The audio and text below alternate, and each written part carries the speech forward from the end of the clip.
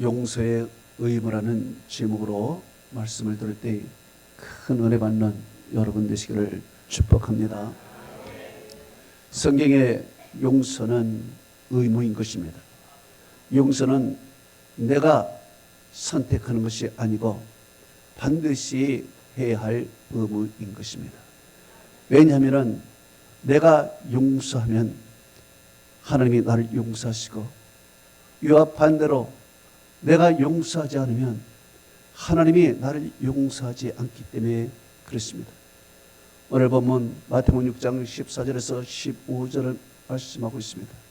너희가 사람의 잘못을 용서하면 너희 하늘 아버지께서 너희 잘못을 용서하시려니와 너희가 사람의 잘못을 용서하지 않으면 너희 아버지께서도 너희 잘못을 용서하지 아니하리라 말씀하고 있습니다. 따라서 우리가 용서하면 하나님이 우리를 용서하고, 우리가 용서하지 않으면 하나님이 우리를 절대 용서하지 않는 것입니다. 그러면 우리가 왜 용서를 해야 되는가? 바로 사람은 잘못을 저지르는 그런 존재이기 때문에 그렇습니다. 오늘 본문에 보니까 사람의 잘못을 용서하면 그렇습니다. 우리는 포커스가 잘못이라는 곳에 있지만은 우리 하나님께서는 사람에게 포커스가 있습니다. 그렇기 때문에 사람의 잘못, 사람은 잘못을 저지르는 존재이기 때문에 용서해야 된다는 것입니다. 사람은 처음부터 잘못된 존재인 것입니다. 하나님께서 하지 말라는 것을 불순종하고 잘못을 저질렀습니다. 이렇게 하나님 앞에 잘못을 저지른 사람에게 하나님께서는 용서하기 위해서 찾아왔습니다. 그리고 아담을 불렀습니다.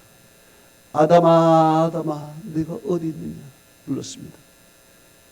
그렇지만 아담은 나무 뒤에 숨어버렸습니다.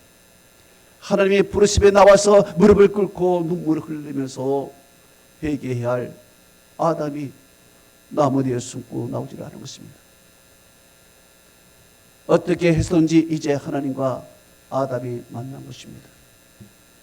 만났을 때 아담은 잘못을 시인한 것이 아니라 오히려 죄의 죄를 더 짓는 것입니다. 저 여자가 나에게 이 선악과를 줘서 내가 먹었습니다.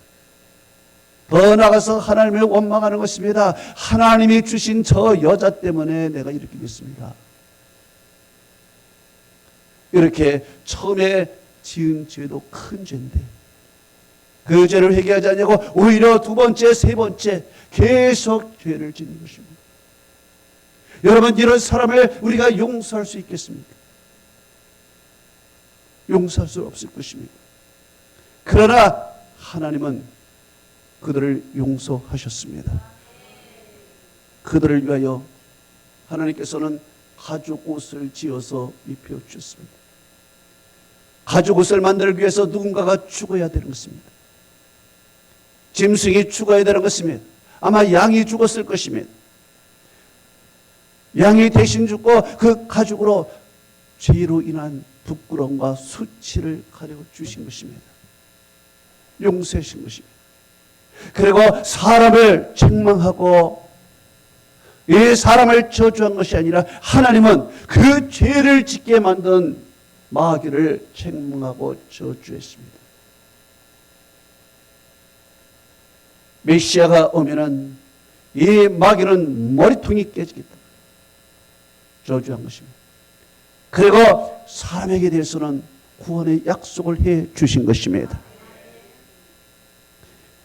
훗날에 예수 그리스도께서 이 땅에 오셔서 십자가에 달려 우리의 죄를 다 용서하셨지요. 그러나 예수 그리스도께서 오시기 이전에 구약의 사람들은 하나님께서 제사 제도를 주신 것입니다.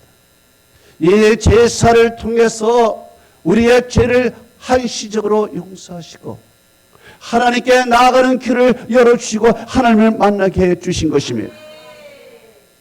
그리고 때가 되어서 예수 그리스도께서 이 땅에 오셔서 이제 모든 사람의 죄를 다 용서해 주신 것입니다. 그리고 대신 우리의 죄를 위하여 예수 그리스도 하나님의 아들이 십자가에서 달려 죽으신 것입니다. 그리고 그 가죽으로 우리를 감쌌듯이 예수 그리스도의 그 의의 옷으로 우리를 가려 주신 것입니다. 이렇게 하나님께서는 우리의 죄를 용서하신 것입니다. 따라서 우리도 우리에게 죄 지은 자를 용서해야 되는 것입니다. 왜냐하면 우리는 사람은 잘못을 저지르는 존재이기 때문에 그렇습니다. 그래서 베드로가 예수님께 물었습니다. 도대체 얼마만큼 참아야 됩니까? 얼마만큼 그 죄에 대해서 참아야 됩니까? 물었을 때 예수님께서는 모든 죄 끝까지 용서하라는 거예요. 성경은 이렇게 말하고 있습니다.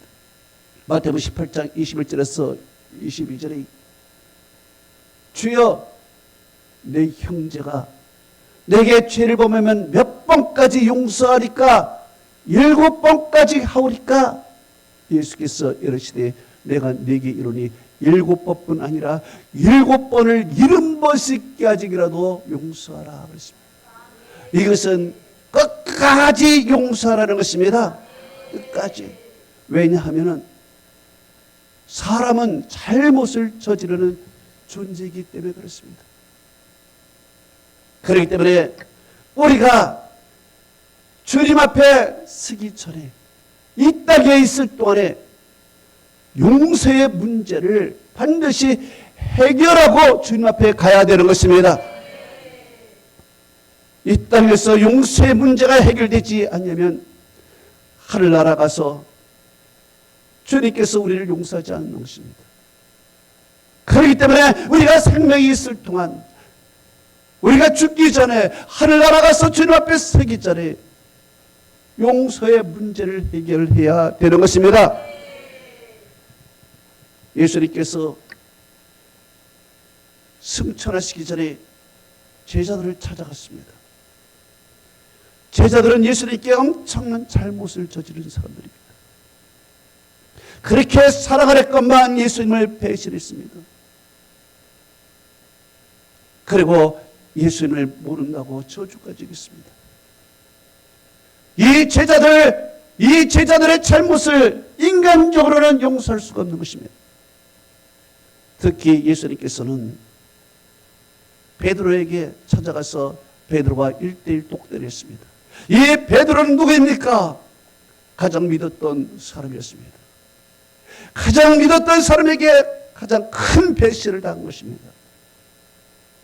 예수님을 모른다고 3번까지 부인한 사람인 것입니다. 인간적으로는 용서할 수 없는 사람인 것입니다. 그러나 예수님께서 베드로에게 찾아가서 베드로와 조용히 이야기를 합니다.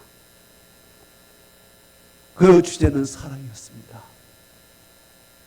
그 사랑을 서로 논했을 때 베드로가 주님을 사랑하는 것을 알고 예수님은 다 용서하셨습니다. 다 용서하시고 그에게 큰 사명을 맡겨주셨습니다. 그리고 예수님께서는 다 용서하신 후에 이제 승천하셨습니다.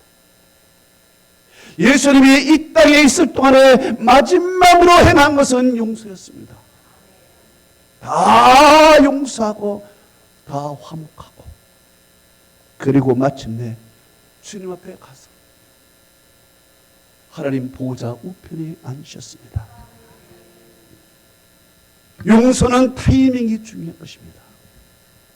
용서의 타이밍을 놓쳐버리면 나의 미움은 증오가 되어버립니다. 이 증오는 살인으로 이어지는 것입니다.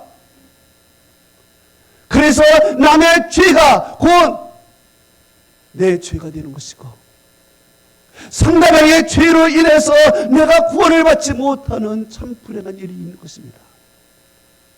그렇기 때문에 상대방의 죄로 인하여 내가 죄인이 되지 않기 위하여, 상대방의 죄에 내가 끌려서 내가 휘말리지 않기 위해서는 용서라는 것으로 끊어버려야 되는 것입니다. 성경은 이렇게 말씀하고 있습니다. 요한일서 3장 15절에 그 형제를 미워하는 자는 살인하는 자니 살인하는 자는 그 마음에 영생이 거하지 않는 줄을 너희가 아는 바라. 그렇습니다. 그렇습니다. 미움을 빨리 해결하지 못하면은 이것이 발전되어 살인까지 가는 것이고 결국에는 내가 구원을 못 받게 되는 것입니다. 그렇기 때문에 용서는 타이밍이 중요한 것입니다. 성경은 이렇게 말하고 있습니다. 마태복음 5장 23절에서 24절이 예물을 제단에 두어서 그 곳에서 형제에게 원망 들을 만한 일이 생각나거든 예물을 제단 앞에 두고 먼저 가서 형제와 화목하고 그 후에 와서 예물을 드려라 말씀했습니다. 여기서 중요한 것은 타이밍입니다. 내가 예배를 드리다가 그 도중에 형제에게 원망 들을 만한 일이 있으면 빨리 가서 그 형제와 화목하고 서로 용서하고 그리고 와서 예배를 드려라. 예배를 드려라. 용서의 다급성, 시급성입니다. 왜? 우리 목숨이 딱 끊어지는 날, 하나님 앞에 가는 날 다시는 이 문제를 해결할 수 없기 때문에 그런 것입니다. 그래서 이 용서는 우리가 이 땅에서 있는 동안에 빨리 해결될 문제인 것입니다. 이 용서를 미뤄서는 안 됩니다. 그리고 용서에는 잘못이 많고 적음의 문제가 아닌 것입니다.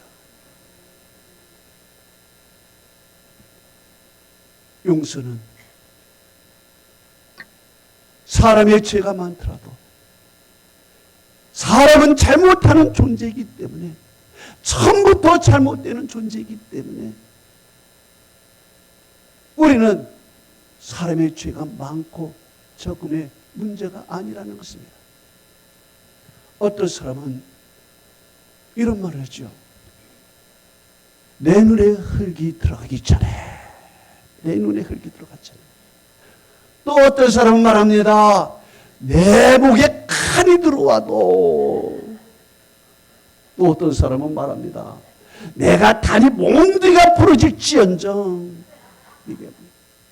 자, 상대방에게 얼마나 큰 죄를 저질렀기에 내가 눈에 흙이 들어도 절대 용납하지 못한다고 얘기할까요? 얼마나 큰 죄를 저질렀길래 마음의 문을 꽉 닫고 말이요 죽을 때까지 그 한을 품고 살아가겠는가? 그러니까 한 많은 사람이 구천을 떠돌아다닌다 그랬잖아요. 여러분, 우리는 하나님 앞에서 얼마나 의로운 사람입니까? 여러분, 하나님 앞에서 잘났습니까? 불교의 거성 성철 스님이 죽기 전에 이런 말을 했습니다. 한평생 남녀를 속여 미치게 하였으니 내 죄업이 하늘에 닿고 수미산보다 크다. 내가 산채로 지옥불에 떨어지니 그 한이 망갈래로다 하고서 죽었습니다. 여러분, 성철 스님 하면은 대단한 사람이에요. 10년 동안 무건 수행을 하면서 누워보지 않고 꼿꼿이 10년을 꼿꼿이 있었던 사람이에요. 잠잘 때도 눕지 않았어요. 30년 동안 올 한 벌 갖고 살았습니다. 청빈 생활을 한 것입니다. 이런 사람이 자기 죄가 수미산보다 크다. 나는 지옥불에 떨어진단 말이에요. 이렇게 얘기를 한 것입니다. 그러니 우리 같은 일반 사람들은 그 죄가 얼마나 클까요? 여러분, 하나님 앞에서 죄가 없다고 하는 사람이 몇이나 됩니까? 성경은 이렇게 말씀하고 있습니다. 로마서 3장 10절에 의인은 없나니 하나도 없다 그랬습니다. 하나도 없어요. 또한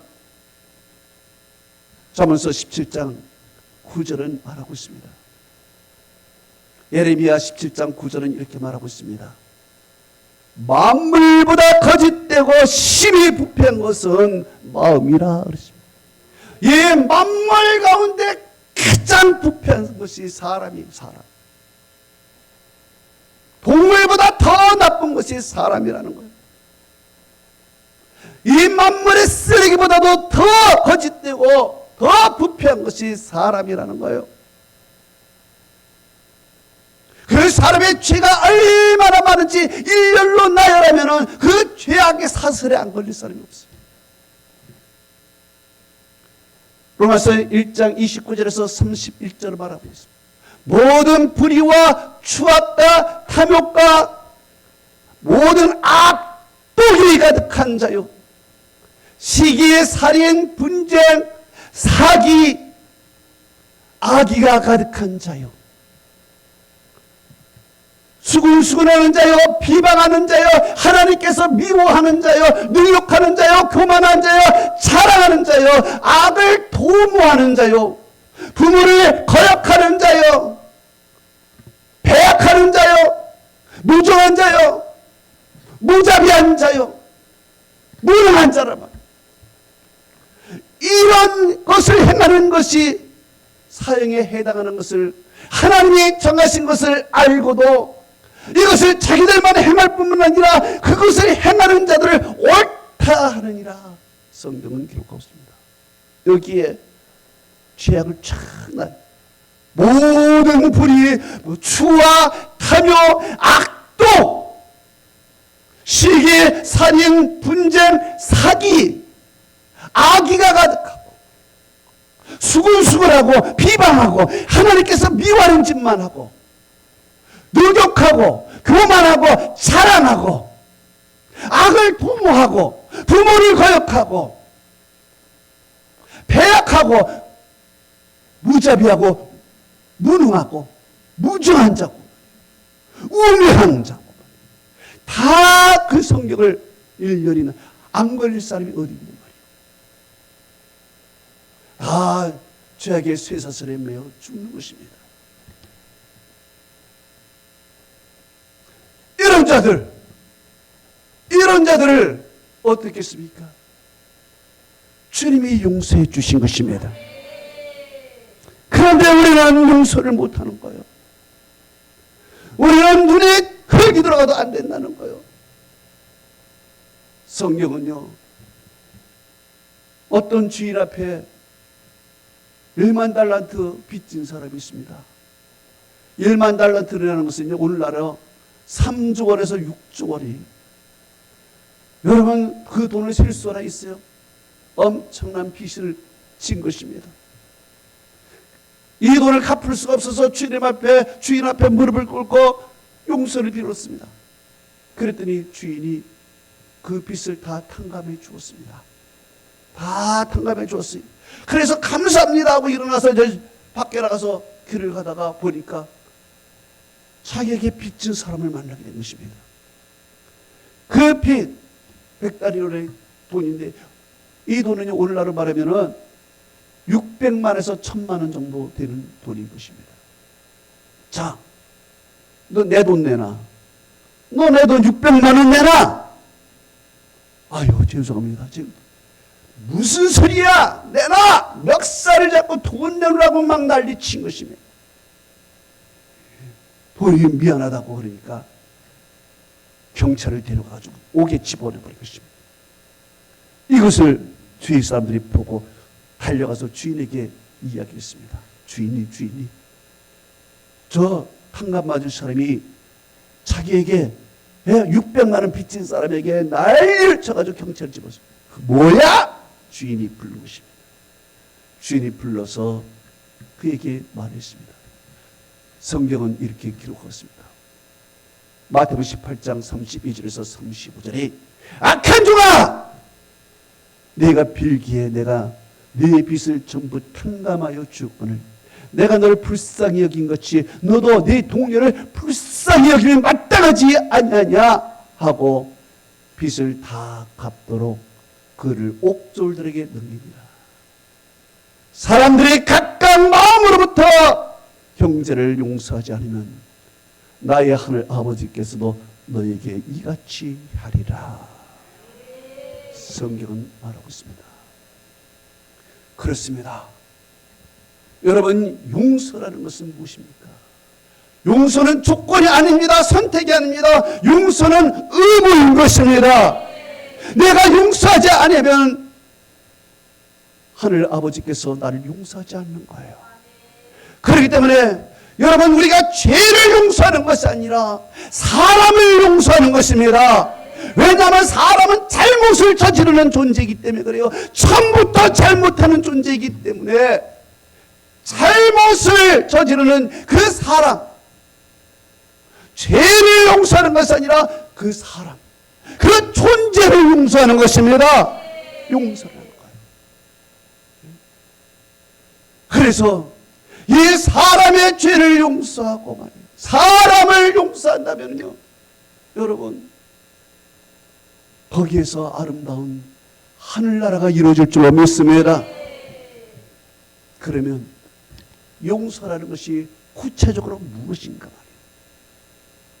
말이에요. 용서가 무엇인가? 그리고 용서해야 우리에게 주는 유익이 무엇인가? 세 가지로 살펴봅니다. 첫째로 용서는 마음의 분노와 앙금을 떠나게 만드는 것입니다. 마귀는 상대방의 잘못 때문에 나에게 분노를 심어주고 앙금을 심어주는 것입니다. 여러분, 우리가 왜 다 화납니까? 저 사람 때문에 화나는 거예요. 내 자신 때문에 화나는 사람이 없어. 저 사람 때문에 화나는 거예요. 내가 왜 상처입니까? 저 사람 때문에 상처가 되는 거예요. 그렇기 때문에 나와 상관없이 사람의 잘못을 이 마귀는 그것을 이용하여 우리 속에 미움과 증오와 상처를 심어주는 것입니다. 다 보면은 이 아픔이 다 옆에 사람이야. 부인이야. 남편이야. 자식이야. 내 부모야. 내 옆에 사람 때문에 다 내가 상처요, 아픔이요, 앙금, 분노가 생기는 것입니다. 이 마귀가 그것을 이용해서 심어주는 거예요. 예수님께서 이제 인류를 구원하기 위해서 그 앞서 광야에 들어가서 40일을 금식하며 기도하며 있었습니다. 40일을 금식하며 하나님과 관계를 맺으며 깊이 은혜 속에 들어간 그때 마귀가 딱 나타났습니다. 마귀가 쫙 나타나면서 예수님의 기도를 방해했습니다.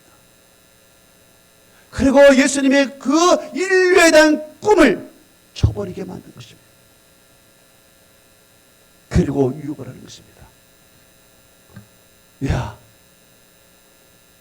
네가 뭐 인류에게 무슨 구원을 줘? 너나 먹고 살아.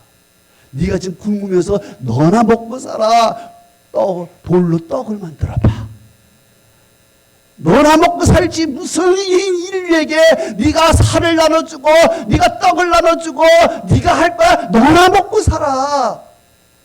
마귀가 이야기하는 것입니다. 그리고 영생을 위하여, 모든 영생을 위하여 살려고 하는 그에게, 야, 자살해. 자살해봐. 성전에서 떨어져 죽어봐. 자살해. 혹시 알아? 너는 하나님의 아들이니까 천사가 와서 받들어 줄 거야.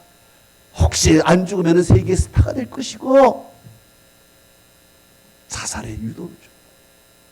그리고 이 세상을 보여주면서, 만국 영광을 보여주면서, 너 영적인 사람이 되지 말고 이 물질적인 사람이 돼. 무슨 하늘나라를 위해서 살아. 이 영광을 봐. 이 세상의 금을 봐. 황금을 봐. 이것에 네가 주인이 돼. 내가 너에게 줄게. 자, 이 마귀가 유혹하면서 예수님이 깊은 기도를 방해하면서 예수님의 마음을 흔들어내면서 예수님에게 정말 힘든 분노의 시간을 가져다 주는 것입니다. 그때 예수님께서 말씀했습니다. 마태복음 4장 10절에 사탄아 물러가라. 기록되으되 주 너희 하나님께 경배하고 다만 그를 섬기라 말씀했습니다. 그리고 이 말이 이 순위에 성경은 이렇게 기록하고 있습니다. 11절에 이에 마귀가 예수를 떠나가고 천사가 쏭드니라. 여기서 중요한 말이 있어요. 마귀가 예수를 떠나갔다라는 단어가 오늘 본문에 나오는 용서라는 단어가 똑같은 단어야. 용서라는 단어와 마귀가 떠나갔다는 단어가 똑같이요. 그러니까 이 용서는 헬라어로 아피암인데, 이 아피암이라는 것은 떠나간다는 뜻입니다. 떠나간다. 즉 마귀가 떠나가는 거예요. 용서를 통해서 이 마귀가 떠나가고, 이 마귀가 씹어오는 증오와 미움과 앙금과 분노가 동시에 떠나가 버리는 것입니다. 용서가. 그럼 용서하지 못하면 평생 이 악한 마귀에 시달려서 미움과 증오, 분노, 앙금에 꽉 차는 거예요. 누구 때문에? 저 사람 때문에. 저 사람 때문에. 이걸로 계속. 그런데 이 용서라는 것을 통해서 이 용서는 떠나가는 건데, 마귀가 떠나가며 마귀가 심어놓은 증오, 분노, 앙금 모든 것이 사라져버리는 것입니다. 그리고 그 자리에 미움 대신 긍휼한 마음, 증오 대신 사랑하는 마음, 악한 생각 대신에 선한 생각이 쫙 자리 잡는 거예요. 할렐루야.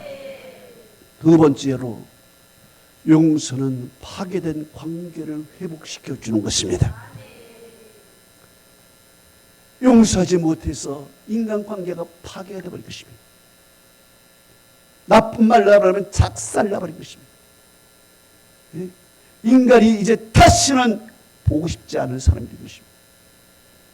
그러면 어떻게 돼요? 하나님도 너와 관계가 끊어진 거예요. 하나님과의 관계. 왜? 네가 사람의 잘못을 용서하지 않으면 하나님도 너를 용서하지 않는다고 그랬어요. 근데 네가 용서하면 하나님이 너를 용서한다고 했어요. 그렇기 때문에 내가 인간 관계가 딱 끊어지는 순간에 하나님과의 관계도 끊어지는 거예요. 관계가 나빠지는 거예요. 여러분, 구약의 야곱이 이제 나이가 많아서 이제 돌아가실 때가 됐습니다. 이제 오늘 내일 하면서 돌아가시는데 야곱이 요셉에게 마지막 부탁을 했습니다. 그것은 내 형들을 용서하라.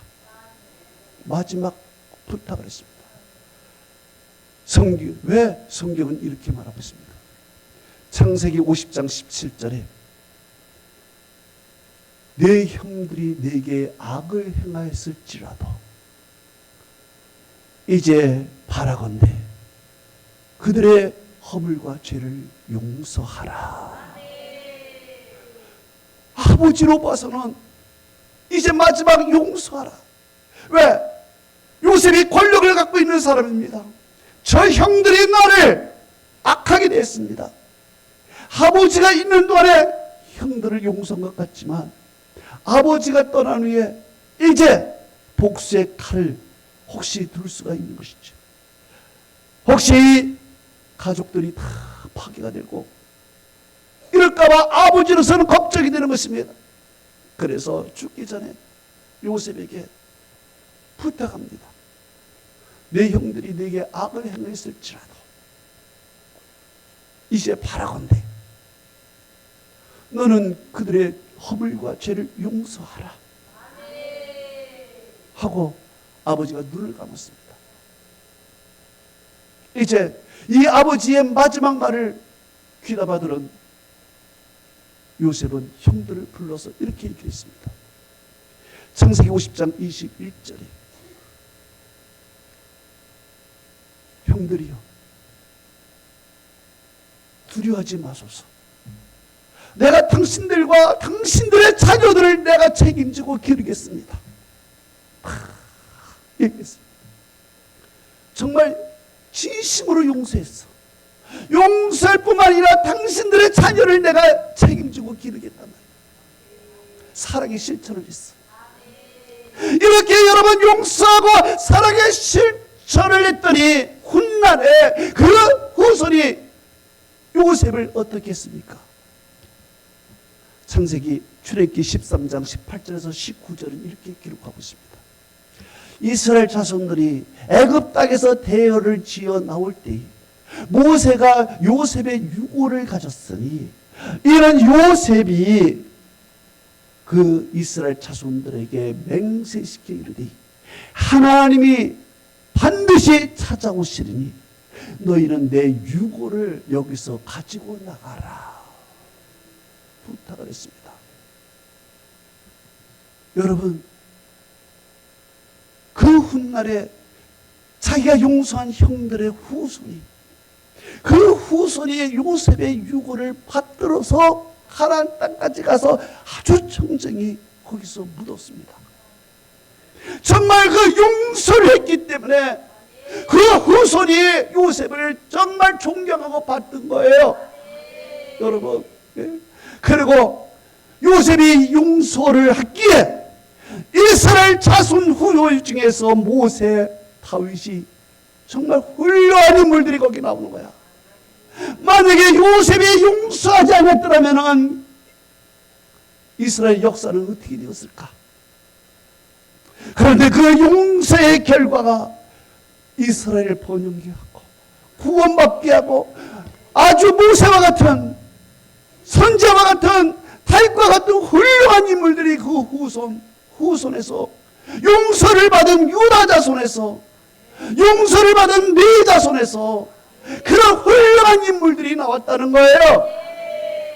용서를 하면은 나도 유익하지만은 상대방도 유익하고 모두가 유익한 거예요. 실제로 용서는 축복의 조건입니다. 축복의 전제 조건이야. 우리가 남을 용서하면 하나님이 나를 용서하여 구원 주는 것 그 자체가 축복입니다. 그 자체가. 하나님께서는 우리에게 축복의 전제 조건으로 먼저 용서하라. 여러분, 욥이라는 사람이 고난을 받습니다. 모든 재산을 잃어버리고 모든 가족들도 다 죽고 이제 내 건강도 다 잃어버리고 목숨이나 간질을 붙고 있는데 친구들이 찾아왔습니다. 친구들이 찾아와서 위로하는 말이 내 마음의 마지막 상처와 아픔을 갖다 주는 것입니다. 도저히 저 친구들 때문에 용서 못하는 것입니다. 진짜 내 눈이 흙이 들어가도 저 친구들을 용서 못하는 거예요. 얼마나 그 친구가 용서 못할 존재이면은 욥이 욥기서 16장 2절에 이렇게 말합니다. 너희는 다 내게 재난을 주는 위로자들이구나. 나에게 재난을 주는 위로자들이다. 그러면서 너무 속상하고 마지막 이 상처 남은 것은 자존심밖에 없는데 마지막에 남은 것은 내 믿음의 자존심밖에 없는데 그 믿음의 자존심마저 나를 꺾어버리는 거야. 너 가짜 믿음이라고 하면서 얼마나 속상해. 용서할 수도 없어요. 그런데 시간이 되어서 하나님께서 축복해 주실 시간이 되어온 것입니다. 축복할 시간이 되었을 때 욥에게 먼저 이야기했습니다. 너 먼저 내 친구를 위해서 기도해 주라. 기도해 준다는 것은 용서해 주라는 거야. 그래서 너무 나는 할 수 없지만은 하나님이 먼저 용서하라. 이렇게 말씀했을 때 그는 용서를 합니다. 그때 하나님이 축복을 주십니다. 성경은 이렇게 말씀하고 있습니다. 욥기서 42장 10절에 욥이 그들의 친구들을 위하여 기도할 때 여호와께서 욥의 공경을 돌이키시고 여호와께서 욥에게 이전 모든 소유보다 갑절이나 주신지라. 할렐루야. 결론을 냈습니다. 용서는 선택이 아니라 의무인 것입니다. 내가 용서하면 하나님이 나를 용서하는 것입니다. 내가 용서하지 않으면 하나님도 나를 용서하지 못합니다. 왜 용서할 수 있습니까? 사람은 처음부터 잘못되는 존재이기 때문에.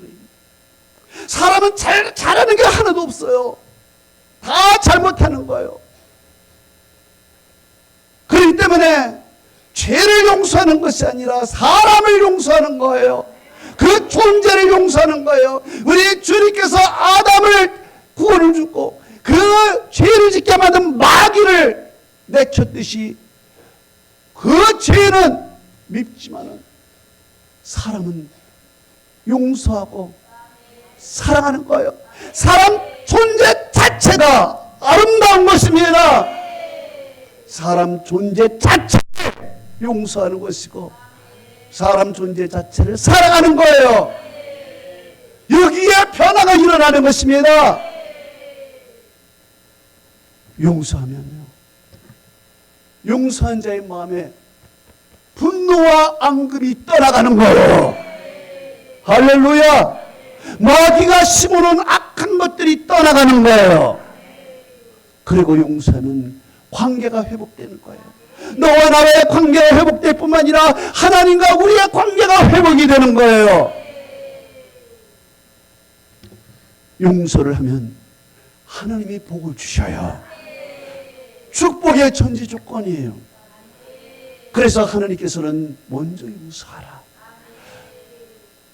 이를 악물고 아파도 용서할 때 하나님께서는 그에게 복을 내려 주셨다는 거예요. 이런 축복이 여러분의 축복이 되기를 축원합니다. 할렐루야.